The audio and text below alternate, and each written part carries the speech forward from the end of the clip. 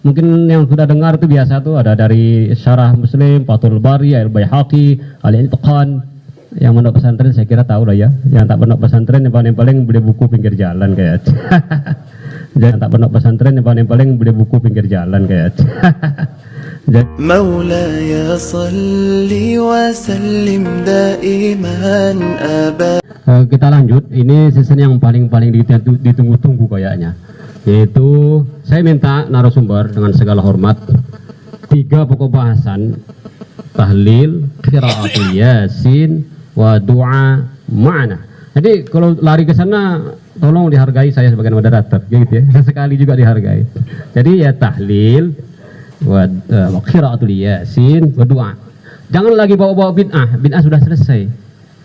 Paham ya? Maaf.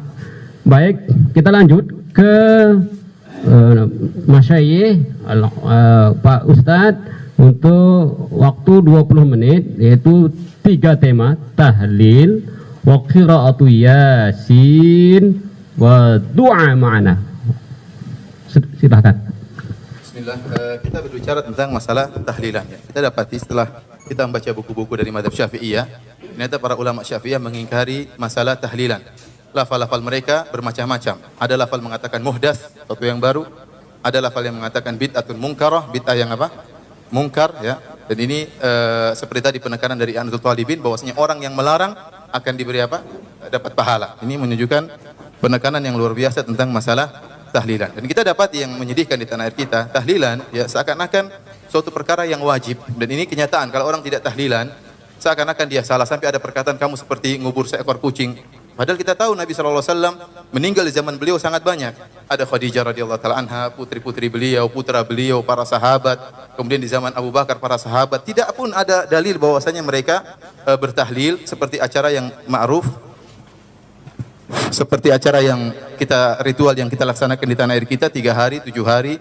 Ini juga bilangan dari mana? 3, 7, 40, 100 dan tiap tahun. Ini semua yang menjadikan para ulama Syafi'iyah dengan tegasnya mengatakan bahwasanya tahlilan adalah bid'ah. Oleh karenanya kita mengajak kepada para ikhwan, para saudara-saudara kita dari Nahdlatul Ulama dan yang lain Ahlussunnah wal Jamaah untuk kembali kepada masalah ini, kembali kepada mazhab Syafi'i.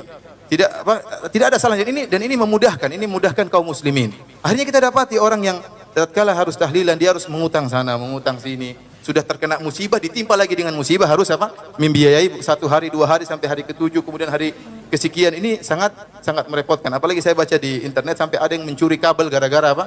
Untuk mengadakan apa? Tahlilan. Ini kenyataan, merepotkan. Ya, merepotkan. Oleh karenanya disebutkan oleh para ulama Syafi'iyah, hal ini banyak dari Imam Nawawi, Imam Syafi'i, kemudian para ulama yang lain mengikuti bahwasanya tahlilan hukumnya tidak keluar dari bid'ah mungkarah, bid'ah yang apa? Mungkar. Ini menunjukkan bid'ah dhalalah, bid'ah yang sesat, bahkan orang yang melarang akan diberi pahala oleh Allah Subhanahu wa taala.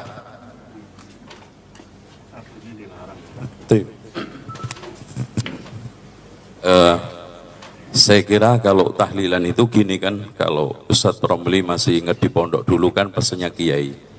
Jadi tahlilan itu dulu Mbah Wali itu kan mau memulai dakwah di sono masih Hindu Buddha. Daripada mereka itu setelah kematian itu ngumpul-ngumpul, minum, khamar dan yang lainnya, judi, dikumpulin, diajari doa pendek-pendek kan gitu Pak Ustadz ya.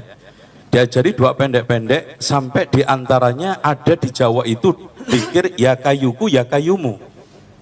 Ternyata setelah diusut-usut ya hayyuku ya hayyu ya qayyumu.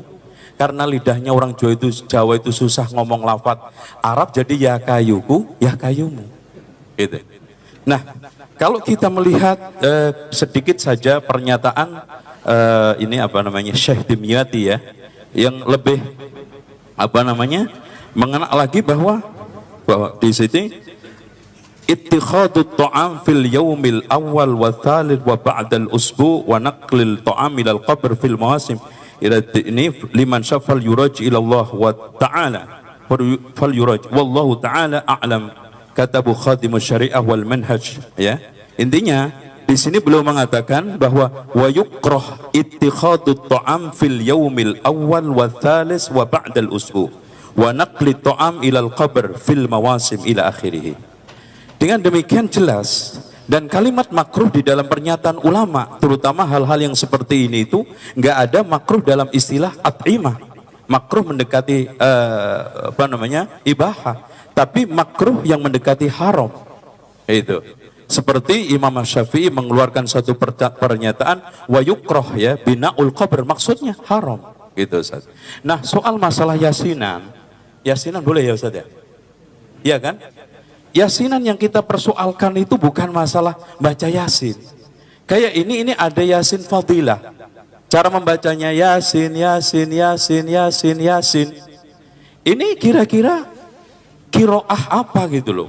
Padahal Ibnu Abdul Baraja sebagaimana yang telah dinukil oleh Imam As-Suyuti di dalam kitab Al-Itqan, membaca Al-Quran dengan kiroah syaddah itu ijma' haram. Apalagi ini syad aja enggak. Kita tidak pernah mendapatkan dari manapun akwal ulama dari kiroah yang sab'ah walaupun asyarah walaupun isrun kalau kita kembangin, nggak ada pernah satupun yang membaca memberikan suatu bacaan yasin.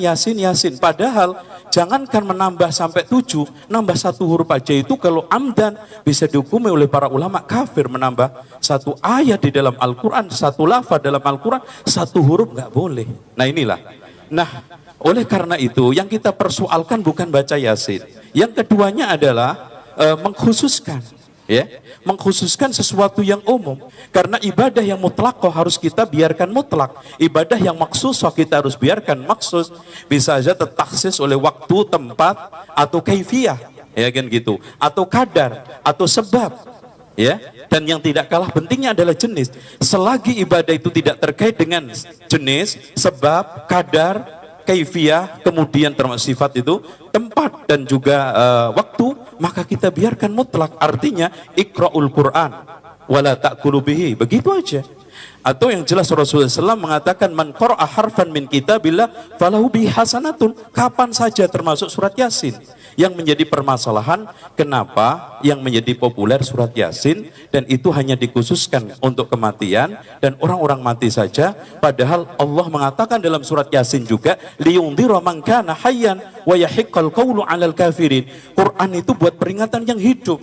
Walaupun di antara para ulama menafsiri hayyul qalb, ya, tapi kalau orang punya hati hidup, badannya nggak hidup nggak mungkin juga. Intinya bukan untuk orang yang mati. Nah, tentang masalah ihda itu nanti kayaknya tidak masuk di dalam percaturan ini, ya. Dengan demikian saya pelajari beberapa kitab, dari mulai kitab-kitab yang kecil sampai besar di dalam kitab-kitab yang dikaji di pesantren, nggak ada yang menyunahkan, minimal mengatakan makruh.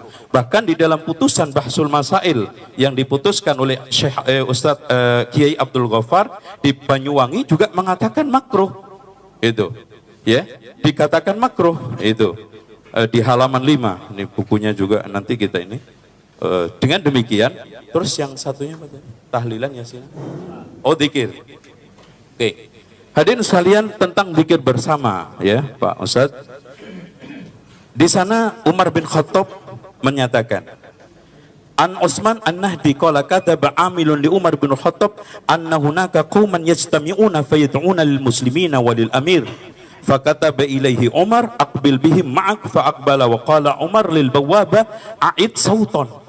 Orang yang dilaporkan kepada Umar bin Khattab yang melakukan zikir bersama itu dipanggil, disiapin pecut. Falamma dakhalu ala Umar ala amira darban bisaut, langsung dipukul pakai pecut. Itu. Ini Umar loh Ustaz, ya, bukan saya. Terus kemudian Abdullah ibnu Mas'ud yang itu riwayatnya masyhurah. Ada orang pernah ngumpul-ngumpul berzikir dengan kerikil, dengan itu ditegur oleh Abdullah ibnu Mas'ud. Bahkan dia mengatakan, ya Aba Abdurrahman, kami tidak menginginkan kecuali kebaikan. Kami muridin lil khairin lam yabluh. Berapa banyak orang yang menginginkan kebaikan tapi tidak nyampe. Bahkan Imam Ahmad mengatakan, Imam Abu Hanifah menegaskan, ya, di dalam kitab Bada'is Sana'ih lil Kasani Al-Hanafi, inna raf'as saut bitakbir bid'atun fil asl li'annahu dzikrun was sunnah fil adhkari al-mukhafatah karena ud'u rabbakum tadarruan wa khufyah. Dengan demikian, kalau kita lihat runut, apalagi kalau kita mau sampaikan semua, kita bisa membedakan antara zikir bersama dengan bersama-sama zikir. Di antara teman-teman kita yang melakukan zikir bersama memakai hadis-hadis yang ada di dalam Sahih Bukhari Muslim itu digunakan untuk sebagai dalil alasan zikir bersama. Salah, itu hanya menjelaskan bersama-sama zikir. Ayo di tempat ini jangan sampai nggak zikir. Yang ini baca sholawat, yang ini baca tasbih. Yang penting sama-sama zikir. Jangan bengong, nah gitu. Bukan zikir bersama-sama. Kalau zikir bersama-sama itu konteksnya beda. Inilah yang dimaksud Umar, inilah yang dimaksud Abu Hanifah, ya, bahwa beliau melarang tentang masalah itu. Nah, kalau sekarang dalil tentang zikir setelah sholat itu merupakan suatu ini telah ditegaskan oleh Imam An-Nawawi bahwa Imam Syafi'i menganjurkan untuk mengeraskan li ajli ta'lim, hanya untuk mengajar sesekali aja.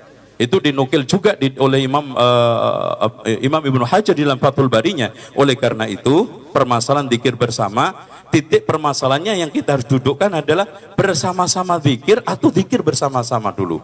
Karena nas-nas yang telah diturunkan oleh hadis-hadis baik dari Quran juga, fadkuruni adkurkum, dan juga faida afattum min arafatin fadkurullaha, dan juga hadis Rasulullah, dan juga pernyataan Umar dan pernyataan Abu Hanifah dan ulama yang lainnya.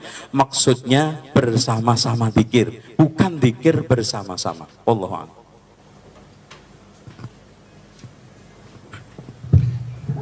Alhamdulillah. Silahkan Ustadz narasumber yang kedua. Waktu dari jam 4 sampai angka 7. Terima kasih, silahkan. Terima kasih. Yang pertama masalah tahlilan. Ini yang dimaksud tahlilan itu makanannya, bukan bacaannya, bukan ihda'us thawabnya kan ya.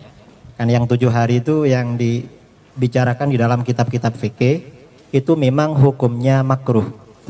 Makruhnya itu mengapa? Karena yang sunnah itu adalah tetangga memberikan makan kepada keluarga duka cita. Berdasarkan hadis isna'u li ali Ja'far tu'aman fa innahu qad atahum ma syaghalahum. Buatkan makanan untuk keluarga Ja'far karena mereka sedang berduka cita. Jadi yang sunnah tetangga memberikan makan untuk keluarga duka cita. Karenanya kalau dibalik keluarga duka cita membuat makan untuk tetangga, maka hukumnya makruh karena mukhalafah li sunnah. Karenanya kata para ulama, ini alasannya karena memberatkan. Dalam teori usul fikih, al-hukmu yaduru ma'a illatihi wujudan wa adamah. Hukum itu akan selalu berputar bersama illatnya. Ketika illat itu ada, maka hukum ada. Ketika tidak ada, maka tidak ada. Karenanya kata para ulama, ketika hidangan makanan yang diberikan kepada jamaah itu murni dari keluarga duka cita, maka hukumnya makruh. Tapi kalau makanan itu bukan dari keluarga duka cita, dari tetangga, orang lain, maka tidak makruh. Karena sudah tidak memberatkan. Kaidah usul fikihnya seperti itu. Seperti diterangkan oleh seorang ulama Syafi'iyah, mufti Syafi'iyah dari Irak, Syekh Abdul Karim Al-Mudarris dalam kitabnya Jawahirul Fatawa. Nah, kondisi yang ada di Indonesia ketika ada orang meninggal, yang dikeluarkan itu tidak murni dari keluarga duka cita, tetapi banyak sumbangan dari tetangga. Bahkan dulu saya ketika teman-teman saudara Mundo kalau tidak punya beras mau dikirimkan, biasanya pinjam kepada orang yang keluarganya meninggal. Karena oleh orang diantari beras banyak sekali sampai berkuintal-kintal itu. Bahkan ketika kakak saya meninggal kintalan. Ini mungkin tidak tahu ini apa? Yang Ustadz Zainal tidak tahu masalah ini.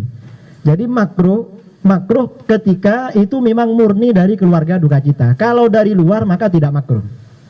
Yang kedua, seandainya ini makruh karena ini budaya tradisi, kalau ini dilawan akan menimbulkan gejolak. Dan itu tidak bagus. Kata para ulama, ada kitab seperti saya terangkan tadi, maaf, saya tidak berdalil dengan al-adah muhkamah. Tolong dicatat dalil saya. Jangan yang tidak saya katakan, jangan katakan saya katakan. Imam Ibnu Muflih Al-Maqdisi dalam kitab Al-Adab Asy-Syar'iyyah mengutip dari Imam Ibnu Aqil dalam kitab Al-Funun, kata beliau, la yambaghil khuruj min adatin nas illa fil haram. Tidak sebaiknya meninggalkan adat masyarakat selama adat itu tidak haram. Jadi selama tidak haram tidak sebaiknya meninggalkan. Mengapa? Ini bukan karena takut, tetapi berdakwah kepada masyarakat dengan pendekatan hati, dengan pendekatan lemah lembut. Mengapa? Dan ini yang dilakukan oleh Rasulullah Shallallahu Alaihi Wasallam. Di dalam kitab itu diterangkan riwayat Bukhari Muslim, fa innar Rasulullah Shallallahu Alaihi Wasallam tarakal Ka'bah wa qala laula hittanu qaumiki bil jahiliyah la fa'altu. Karena Rasulullah SAW membiarkan Ka'bah dan tidak melakukan rekonstruksi. Alasannya karena umat Islam baru meninggalkan masa-masa jahiliyah. Suatu ketika Rasulullah SAW bersabda kepada Aisyah, Aisyah, Ka'bah itu bukan Ka'bahnya Nabi Ibrahim. Pada masa jahiliyah pernah roboh ketika orang Quraisy membangun Ka'bah bersamaan dengan krisis ekonomi. Karena tidak ada biaya, Ka'bah dibangun lebih kecil. Lalu kata Aisyah, kenapa Rasulullah tidak dibongkar, dibangun lagi? Kata Rasulullah, laula hittanu qaumiki bil jahiliyah la fa'altu. Seandainya bukan karena kaummu baru meninggalkan masa-masa jahiliyah, Ka'bah itu saya rekonstruksi. Ka'bah saja dibiarkan, apalagi cuma tahlilan 7 hari. Penting mana merubah Ka'bah dengan merubah acara tahlilan 7 hari? Karena Ka'bah itu kiblat umat Islam. Ternyata Ka'bah ini setelah tahun 65 Hijriah dibongkar oleh Khalifah Abdullah bin Zubair. Cuman Abdullah dibangun kembali seperti Ka'bahnya Nabi Ibrahim, lebih besar dari yang ada. Cuma bin Zubair ini menjadi khalifah tidak kondusif, perang terus dengan Bani Umayyah, akhirnya kalah. Setelah dia kalah, proyek khalifah yang baru Abdul Malik bin Marwan, Ka'bah ini dibongkar, dikembalikan lagi ke Ka'bahnya jahiliyah. Alasannya ini Ka'bahnya Abdullah bin Zubair, bukan Ka'bahnya Rasulullah Sallallahu Alaihi Wasallam. Akhirnya ada seorang ulama menyampaikan kepada Abdul Malik bin Marwan bahwa ini Abdullah bin Zubair mendapat wasiat dari Aisyah dari Rasulullah Sallallahu Alaihi Wasallam. Setelah Bani Umayyah ini tumbang, diganti Bani Abbasiyah, Harun ar-Rasyid punya rencana membongkar Ka'bah. Alasannya ini Ka'bah bid'ah, Ka'bahnya Bani Umayyah. Ka'bahnya Bani Umayyah lebih bid'ah daripada tahlilan. Tambahan dari saya yang tahlilan itu ya. Kemudian beliau minta pendapat para ulama. Ternyata apa kata Imam Malik? Imam Malik mengatakan, la taf'al ya Amirul Mukminin, fa inni akhafu an takuna mal'abatan bainal muluk. Jangan engkau lakukan wahai Amirul Mukminin. Aku khawatir Ka'bah ini menjadi mainan para penguasa. Setiap ada penguasa ingin menarik simpati rakyat, proyeknya bangun Ka'bah. Fatazula haibatuhu min qulubin nas, maka akan hilang wibawa Ka'bah dari hati umat Islam. Ka'bah sampai sekarang dibiarkan demi menjaga Ka'bah. Tradisi 7 hari itu dibiarkan, yang pertama karena makruh, yang kedua karena sudah adat istiadat, yang ketiga masyarakat banyak memberikan sumbangan yang dapat meminimalisir bahkan menghilangkan hukum makruhnya. Kemudian yang keempat juga demi menjaga hebahnya ulama dulu, para kiai, para ulama, para masyayikh, pesantren-pesantren yang mungkin tempat mondoknya Ustadz Zainal Abidin sampai sekarang masih tahlilan. Ulama-ulama dulu saja membiarkan, ini cuma tahlilan 7 hari. Ka'bah saja dibiarkan, apalagi tahlilan. Dasar yang digunakan oleh para ulama masalah tradisi ini, Imam Ahmad bin Hambal tidak sholat qabliyatul maghrib. Mengapa? Li'annan nasa yungkirun. Karena orang-orang tidak percaya kalau ini sunnah, akhirnya beliau tidak sholat itu. Jadi bukan takut, tetapi menjaga tidak terjadi benturan dengan masyarakat. Itu cara di dalam berdakwah, bukan langsung bid'ah, syirik, bukan seperti itu. Kemudian saya kira masalah tahlilan saya rasa cukup. Yang ada di kitab I'anatul Talibin itu pelajaran saya memang di pesantren. Yang masalah Yasin, mengapa kok cuma Yasin, kok bukan yang lain? Mengkhususkan sebagian surat itu tidak apa-apa. Ada seorang sahabat dalam riwayat Al-Bukhari, ketika menjadi imam di Masjid Quba, setiap rakaat membaca surah Al-Ikhlas sebelum membaca surat. Akhirnya dilaporkan, akhirnya oleh jamaahnya disuruh berhenti membaca surat Al-Ikhlas. Lalu katanya dia, kalau saya disuruh berhenti, saya memilih berhenti jadi imam. Tetapi jamaahnya keberatan kalau dia berhenti menjadi imam. Akhirnya dilaporkan kepada Rasulullah SAW. Oleh Rasulullah SAW ditanya, apa yang menghalangi kamu untuk mengikuti perintah kaummu? Katanya kamu setiap rakaat dalam sholat membaca surah Al-Ikhlas sebelum membaca surat yang lain. Lalu apa jawaban dia? Kata dia, inni uhibbuha ya Rasulullah, saya senang surat Al-Ikhlas. Lalu kata Rasulullah, hubbuka iyyaha adkhalakal jannah, cintamu pada surat Al-Ikhlas akan memasukkan kamu ke surga. Kata Al-Hafidz Ibnu Hajar, berdasarkan hadis ini boleh mentahsis sebagian ayat Al-Quran bimailin nafsih wal istikthari minhu. dengan kecondongan hati dan memperbanyak membacanya. Dan itu tidak dianggap meninggalkan dan membenci yang lain. Biarkanlah orang membaca yasinan daripada orang tidak baca surat yasin. Apalagi memang surat yasin ini memang dianjurkan dibaca dalam hadis yang disahihkan oleh Ibnu Katsir ya, dalam tafsirnya riwayat Abu Ya'la, man qara'a yasin fi lailatin asbaha maghfuran lah isnaduhu jayyid. Barang siapa yang baca surat yasin pada malam hari maka dosanya diampuni. Jadi memang berarti ini mengandung hukum masyru', dianjurkan membaca yasin tiap malam. Tiap malam membaca surat yasin. Orang-orang kita kalau tidak berkumpul kadang malas. Daripada tidak baca surat yasin, biarkan berkumpul. Yang penting mereka baca surat yasin. Kemudian banyak dalil-dalil masalah surat yasin. Kemudian yang ketiga, ini kembali ke yasin fadilah. Ini sebenarnya persoalan lain. Mengulang yasin 7 kali itu bukan qiraah syadzah. Qiraah syadzah itu kalau yasin misalnya dibaca yasun, baru qiraah syadzah itu. Ini cuma takrir, cuma tardidil ayat. Mengulang-ulang bacaan ayat di dalam kitab-kitab hadis itu juga dilakukan oleh Rasulullah SAW dan para sahabat. Ada yang mengulang-ulang 1 ayat, ada yang mengulang-ulang 2 ayat sampai pagi. Coba baca di dalam kitab At-Tibyan. Saya tidak hafal hadisnya itu. Coba dibaca di dalam kitab At-Tibyan. Nah, orang yang kemudian menyelah-nyelahi doa antara surat Yasin, menyelah-nyelahi doa antara Al-Quran itu juga tidak apa-apa. Rasulullah SAW ketika membaca Al-Quran, setiap ada surah yang menerangkan azab, ya ta'awwad. Kalau ada surah, ada ayat tentang rahmah, beliau memohon kepada Allah turunnya rahmat itu. Mungkin orang yang baca surat Yasin ada hajat khusus itu. Dan itu dianjurkan. Dan ini bukan berarti membaca Yasin fadilah itu dianjurkan. Tidak ada pernyataan ulama baca surat Yasin lebih afdal dari Yasin fadilah lebih afdal. Tidak ada. Cuma kalau membaca surat Yasin dengan cara seperti itu dan ada ijazahnya, insya Allah ada khasiatnya. Dan khasiat ini diakui oleh para ulama, termasuk dalam kitab yang disebutkan tadi, Al-Itqan fi Ulumil Quran, karangannya Al-Imam Al-Hafiz Jalaluddin As-Suyuti, ada bab khusus fi khawasil Quran. Bab yang menerangkan tentang khasiat-khasiat Al-Quran. Dan ini juga diakui oleh Syekh Ibnu Qayyim al-Jauziyah dalam kitabnya Zadul Ma'ad fi Hadyi Khairil Ibad. Kata beliau, wa minal ma'lum anna di kalamin nas manafi' mujarrabah wa fawaid mujarrabah. Ucapan manusia saja ada mantra-mantra, jampi-jampi itu ada khasiatnya. Fa kaifa bi kalamillahi rabbil alamin. Bagaimana dengan Al-Qur'an? Apalagi Al-Qur'an itu banyak khasiatnya. Mungkin yang baca surat Yasin fadilah karena tertarik dengan khasiatnya itu. Ya mungkin nanti akan tanya itu, dari mana dasarnya Al-Quran hadis itu khasiat. Nah, khasiat itu kan tidak harus dari Al-Quran dan hadis.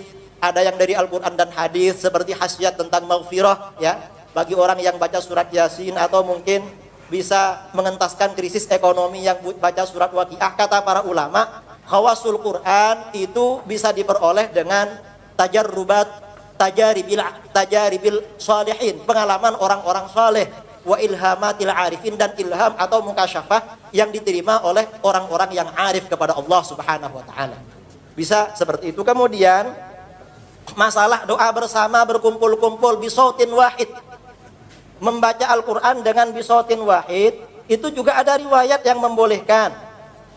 Misalnya hadis yang dijadikan sandaran oleh Imam Nawawi, majtama'a qaumun fi baitin min buyutillah yatluna kitaballah. Suatu kaum berkumpul dalam rumah-rumah Allah, mereka membaca kitab Allah. Berarti mereka membaca bersama. Membaca bersama ini boleh jadi baca sendiri-sendiri, juga boleh jadi membaca bareng-bareng. Kalau membaca sendiri-sendiri ini banyak riwayat. Kemudian kalau membaca seragam juga ada pandangan ulama salaf yang membolehkan. Ini misalnya ada riwayat dari Abu Darda kan yadrusul Quran ma'ahu nafarun yaqra'una jami'an. Dia mempelajari Al-Quran bersama beberapa orang, semuanya membaca. Wa Abi Dawud fi dirasah mujtami'in an jama'atin min afadilis salaf wal khalaf wa qudatil mutakallimin. Jadi masalah membaca Al-Quran bersama-sama ini sebenarnya banyak dasarnya. Ada membaca Al-Quran dengan cara idarah, gantian. Satu juz ini nanti ganti satunya. Imam Malik juga membolehkan. Kemudian masalah riwayat dari Umar bin Al-Khattab tadi, riwayat dari Umar bin Al-Khattab tadi, dan riwayat dari Abdullah bin Mas'ud, kata para ulama, kata Imam Jalaluddin As-Suyuti, yang melarang zikir jamaatan, zikir bersama secara bareng-bareng, itu bertentangan dengan dalil-dalil hadis yang beliau sampaikan, seperti yang beliau sampaikan di dalam kitabnya Al-Hawi fil Fatawi. Kemudian masalah tinggal berapa? Tinggal 5 menit ya. Kemudian Syekh Ibnu Taimiyah ini di dalam Majmu' Fatawanya, beliau juga membolehkan zikir bersama dalam Majmu' Fatawa juz 22 halaman 521.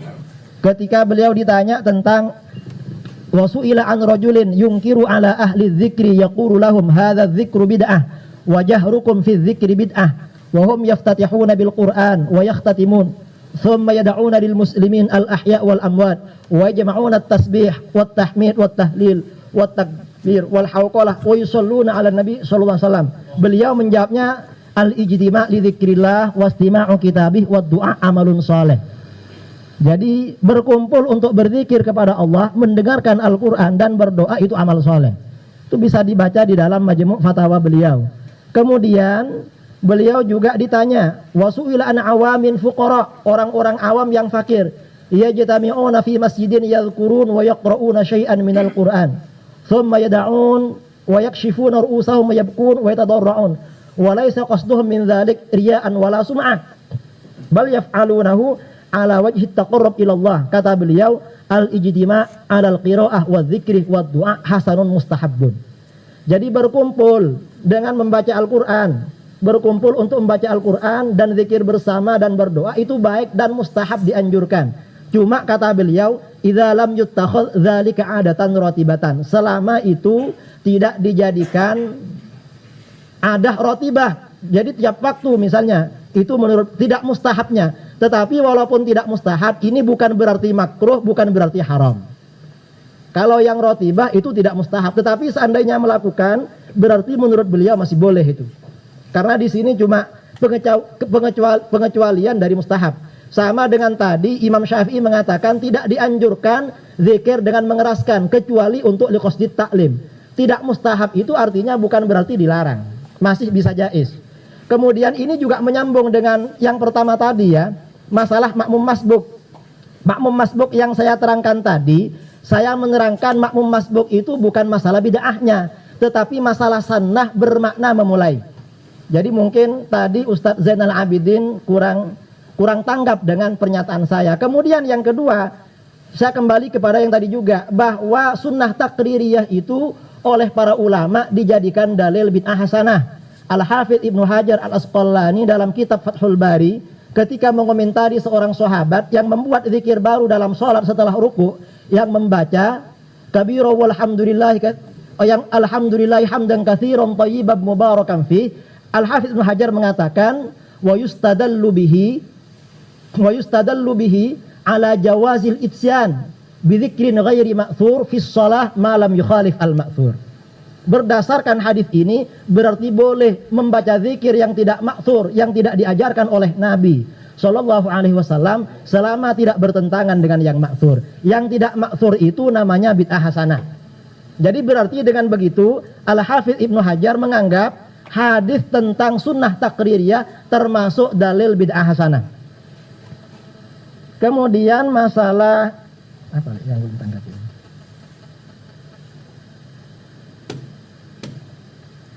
Sudah semua. Saya kira semuanya sudah saya tanggapi. Saya tidak mau berlarut-larut. Masalah tadi ya, masalah Abu Ja'far Ar-Razi dari Yahya bin Ma'in, ada riwayat, ada yang mengatakan thiqah, ada yang mengatakan saleh itu. Jadi saya kira tidak perlu diperpanjang. Saya kira cukup.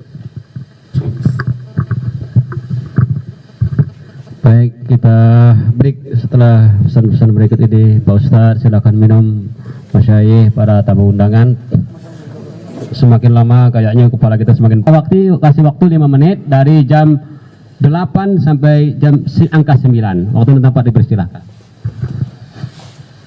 mengenai mengomentari tentang apa yang disebutkan oleh Ustaz Idrus Ramli tentang tahlilan. Yang pertama, Ustaz mengatakan bahwasanya illah dari tahlilan adalah pembuatan makanan. Kalau ternyata yang buat makanan dari pihak luar, maka tidak jadi masalah. Ini ternyata para ulama Syafi'iyah menyebutkan masalah illah tentang dilarangnya tahlilan atau dimakruhkan tahlilan bukan cuma pembuatan makanan. Di antaranya ijma', kemudian yujadidu tajdidul huzan, buat sedih lagi. Ini tidak diinginkan dalam syariat. Hari ketiga ingat lagi, hari ketujuh ingat lagi. Oleh karenanya ilah yang disebutkan banyak. Pertama, taklif, buat makanan bikin repot orang mayat, keluarga mayit. Yang kedua, ada ijtima', kunna na'udu ijtima' wa sani'atu ta'am ba'dal dafni minan niyahah. Kami memandang, kata Jarir bin Abdullah, kami para sahabat mandang kalau ada kumpul-kumpul di rumah keluarga mayat, ya maka ini termasuk niyahah, meratapi. Oleh karenanya ilah bukan cuma satu, harus dipahami. Ilah juga diantaranya mengulangi kesedihan. Kemudian yang kedua, tahlilan hukumnya makruh, bukan makruh tanzih, bukan makruh istilah usuliyin bahwasanya kalau dikerjakan tidak mengapa, ditinggalkan dapat pahala. Tapi makruh di sini makruh tahrim. Ya, kenapa kita lihat lafal-lafalnya dikatakan bid'ah mungkar. Mungkar ini bukan yang mungkar ini bukan suatu yang makruh, bukan mungkar. Kemudian yang kedua, perkataan dari ulama besar mazhab Syafi'iyah Zakaria Al-Ansari dalam kitabnya Asnal Matalib dikatakan dia mengatakan wa hadza zahirun fit tahrim, dan bahwasanya tahlilan itu hukumnya apa? Tahrim, haram. Ini nas dari ulama Syafi'iyah bahwasanya hukumnya haram, bukan sekedar makruh. Oleh karena jika tatkala kita jelaskan hukumnya haram, maka tidak ada kita mengatakan karena demi kemaslahatan kerjakan saja. Ini tidak bisa kerja hal ini. Adapun perkataan Ibnu Muflih yang disebutkan oleh Ustaz Idrus Ramli bahwasanya boleh meninggalkan perkara-perkara demi kemaslahatan masyarakat, maka yang disebutkan oleh Ibnu Muflih adalah perkara-perkara yang sunnah, seperti melaksanakan sholat sebelum maghrib, ya, itu diantaranya. Oleh karenanya saya ingin tahu apakah ini tidak sejalan dengan masalah tahlilan. Oleh karenanya sekarang meskipun Ka'bah sudah aman, ya, aman, orang-orang mungkin sudah berilmu, terjadi sampai sekarang pun. Dan saya tadi dengar perkataan Ustaz Idrus Ramli tatkala mengatakan dialog Imam Malik dengan salah seorang ulama, dia mengatakan ini bid'ah. Tadi gimana Ustaz bilang? Mohon maaf. Bid'ah merubah Ka'bah. Terus dari. Iya, dia bilang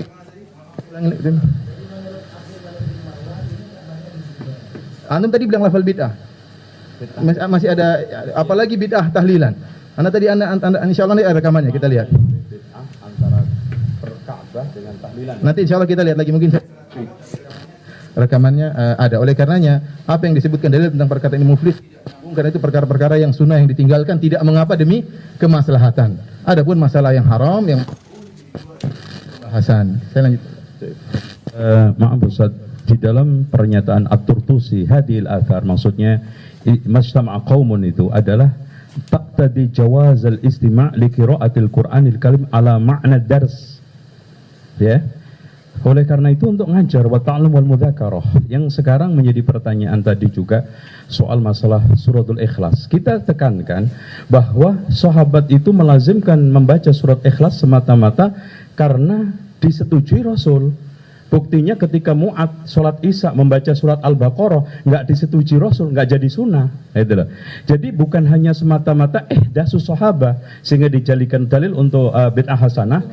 Bahkan di sini yang menjadi manat, kalau kaitannya ini kan awalnya kita harus berbicara masalah tahqiqul manat, terus tangkihul manat, takhrijul manat. Ketika kita sudah sampai pada takhrijul manat, maka di situ Rasulullah SAW yang menyetujuinya, bukan semata-mata sahabat. Karena buktinya ketika Rasul nggak nyetujui, maka itu nggak jadi sunnah. Contohnya Mu'ad bin Jabal ketika setelah sholat sama Rasulullah, ngimamin kaumnya membaca surat apa? Al-Baqarah. Dan dikatakan afatanun anta, kalau seandainya Rasulullah mengatakan maka itu bagus, maka menjadi sunnah.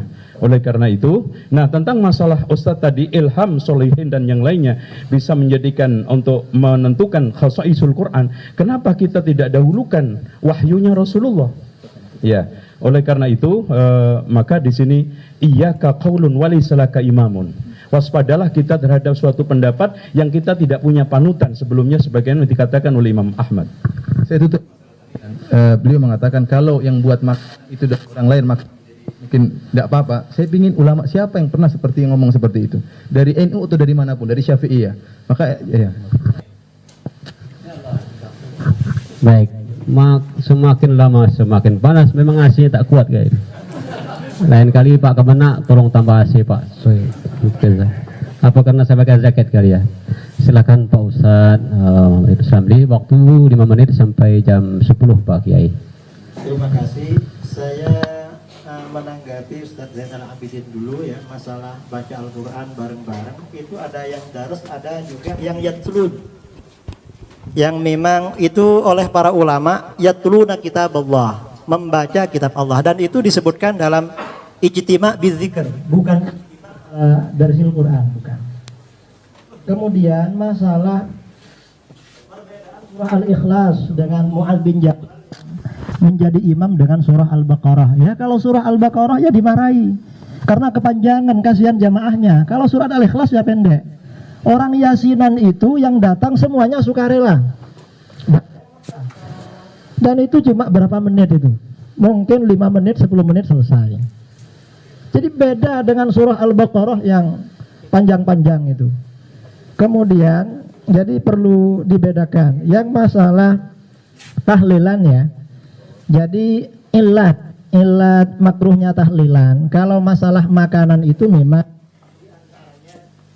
soal makanan itu dibuat dari keluarga kita atau dari masyarakat yang dari luar. Kalau menurut yang ada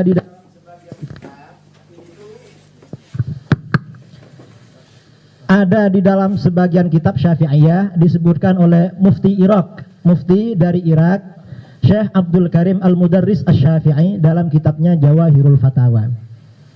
Jadi ketika memang ini yang menyuguhkan makanan ini dari masyarakat dari luar, maka dibolehkan. Jadi tidak makruh. Tapi kalau masih ada dari keluarga duka cita, maka ini makruh. Ini menurut Syafi'iyah. Dan ini dibiarkan oleh para ulama. Apa lagi? Yang perlu tanggapi?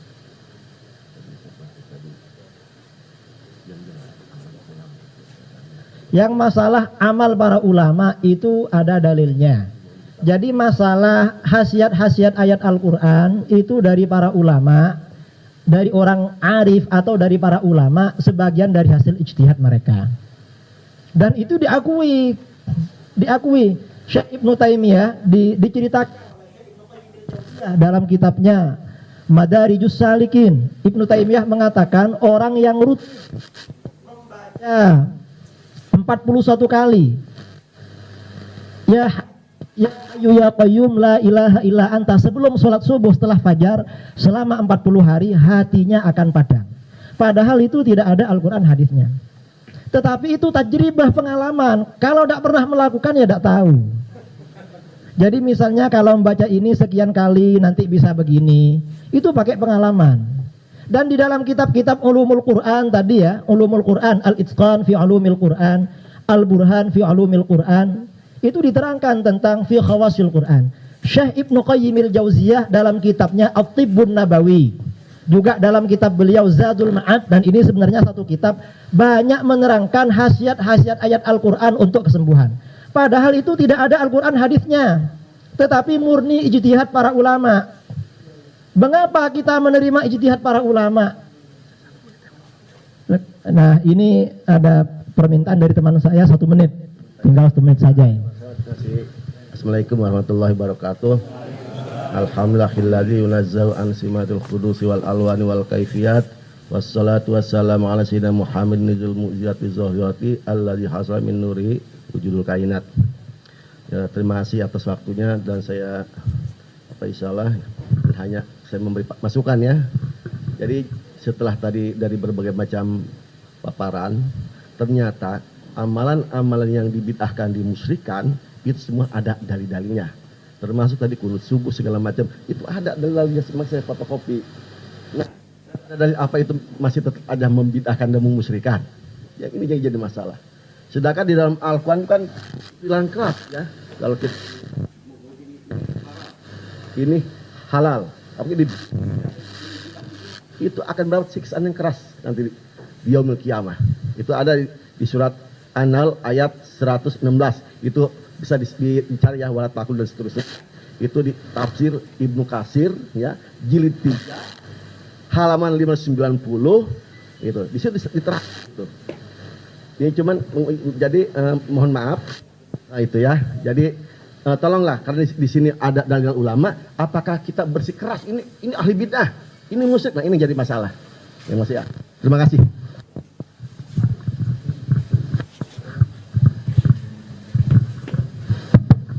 Ya Allah, Alhamdulillah berkat pertolongan Engkau juga ya Allah. 3 pokok bahasan yang betul-betul memukau kita dari pandangan-pandangan ulama salafus saleh yang betul-betul soleh, betul-betul hafal Quran, hafal hadis, atau as-sunnah, beribu-ribu mereka hafal dan meninggalnya juga mendapat pahala insya Allah Subhanahu wa taala. Mungkin yang sudah dengar itu biasa tuh ada dari Syarah Muslim, Fathul Bari, Al-Baihaqi, Al-Itqan. Yang pondok pesantren saya kira tahu lah ya. Yang tak pondok pesantren yang paling beli buku pinggir jalan kayak. Jadi inilah tergambar oleh kita semua. Terima kasih Bapak Ustaz narasumber, Bapak Muhammad Idrus Ramli atas ilmunya. Semoga Allah memberikan manfaat dan berkah. Pada Bapak Muhammad Tabari Asadzili, semoga Allah memberikan berkah. Pada Ustaz Zainal Abidin bin Samsudin, semoga Allah memberikan berkah dengan ilmunya. Dan Pak Ustaz Firanda Andirja MA, semoga Allah memberikan berkah ilmunya. Kepada Natulen, kepada kita semua, para ulama dari Pemko, Pak Kemenak, dan Pak Kamla Angkatan Laut, dan kita semua yang hadir. Setelah ini, mari kita kembali ke dialog ukhuwah dan ilmiah, menjalin kebersamaan dalam perbedaan. Saya mohon maaf jika ada ucapan dan kata-kata yang saya salah. Hanya kepada Allah berserah diri. Akhirul kalam. Assalamualaikum warahmatullahi wabarakatuh.